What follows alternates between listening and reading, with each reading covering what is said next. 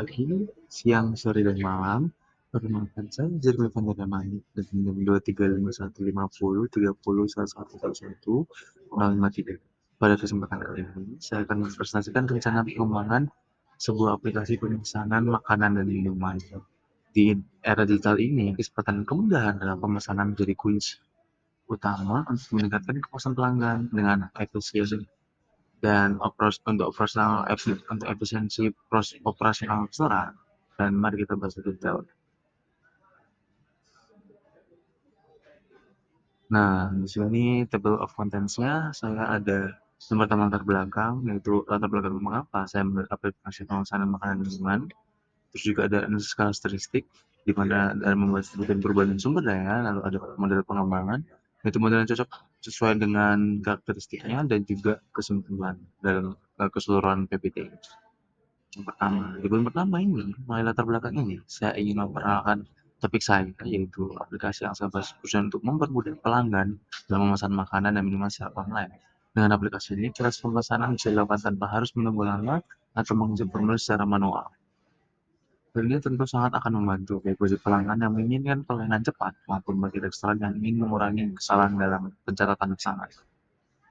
Lalu ya intinya latar belakang yang saya inginkan, yang saya hadapi yaitu aplikasi pemesanan online itu penting untuk meningkatkan efisiensi operasional restoran yang sudah saya berikan tadi, serta kepuasan pelanggan. Dengan aplikasi ini, proses pemesanan menjadi lebih cepat, akurat, dan nyaman, baik untuk pelanggan maupun staf restoran. Dan di sini kita depan dengan problem versus solution, di mana problemnya itu kita ada kesalahan pemesan secara manual, itu pelanggan itu harus ngisi pesan secara langsung ke kasir atau ke pelanggan dan rentan terhadap kesalahan penulisan. Lalu satunya ada antrean panjang ya, kita menemuinya banyak banget ya, kayak misal gacoan atau wismi yang ya semua restoran lah. Dan di mana proses manual ini menyebabkan antrean yang berujung pada ketidaknyamanan pelanggan. Banyak. Lalu juga ada kesalahan pencatatan di mana kesalahan input itu bisa terjadi kapan aja yang berdampak pada kepuasan dan citra restoran. Dan solusi yang saya ajukan itu aplikasi pemesanan makanan dan minuman, di mana untuk menghasilkan ini itu dengan mudah dan cepat itu kita bisa dengan lebih baik lah. Ya. Sementara staf datang dapat juga lebih fokus untuk pelayanan berkualitas, jadi kayak tinggal bikin aja gitu. Yes. Lalu selanjutnya kita bisa menganalisis karakteristiknya.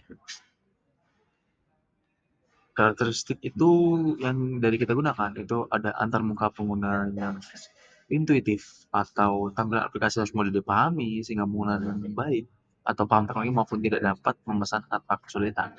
Lalu juga ada integrasi dengan sistem pembayaran yang keamanan kecepatan transaksi juga sangat penting teman-teman. Yang dimana sistem pembayaran yang terintegrasi itu bisa dilakukan secara online dengan lancar dan terpercaya. Lalu ada notifikasi pesanan yang bisa fitur yang bisa melihat pesanan kita lah kalau juga belum mirip-mirip kayak Gojek tapi ini tuh di tempat yang sesuai kayak McD gitu. McD kan langsung kayak pencet-pencet gitu, terus juga ada tinggal keluar stoknya dan lain-lain. Ini kita fiturnya notifikasi biar dia tuh secara real time gitu. Terus juga lanjut, fiturnya kira-kira kayak gitu ya teman-teman. Setelah itu kita masuk ke model pengembangannya nih.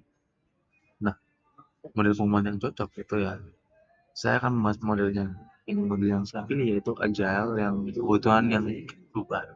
Yang dimana agile sendiri itu sebuah metode atau metodologi yang pengembangan perangkat lunak yang berfokus pada pengiriman produk secara iteratif dan inkremental. Di mana metodologi ini menekankan fleksibilitas, kolaboratif, lalu ada respon cepat, serta respon cepat ini tuh terhadap perubahan kebutuhan atau umpan balik dari pengguna. Agile juga dirancang untuk memungkinkan tim beradaptasi dengan perubahan yang terjadi selama proyek berlangsung, sehingga proyek yang dihasilkan sesuai dengan kebutuhan oleh pengguna atau pelanggan lah istilahnya. Terus kenapa sih kok bisa gagal? Nah, kenapa gagal? Itu ada fleksibilitas yang mengenal, itu ada adaptasi perubahan di mana aja mungkin tim untuk cepat beradaptasi dengan perubahan.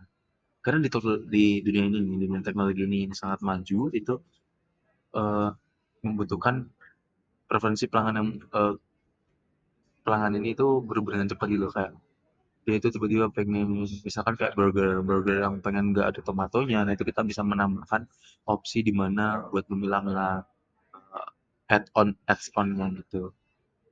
Terus juga ada yang keduanya itu literasi cepat atau dengan metode iteratif, di mana ini tuh fitur itu diuji dan disempurnakan secara berkala yang memastikan bahwa setiap tahap pengembangan memiliki nilai tambahan dan dapat segera ditingkatkan berdasarkan umpan balik pengguna kayak ada maintenance-nya sendiri gitu.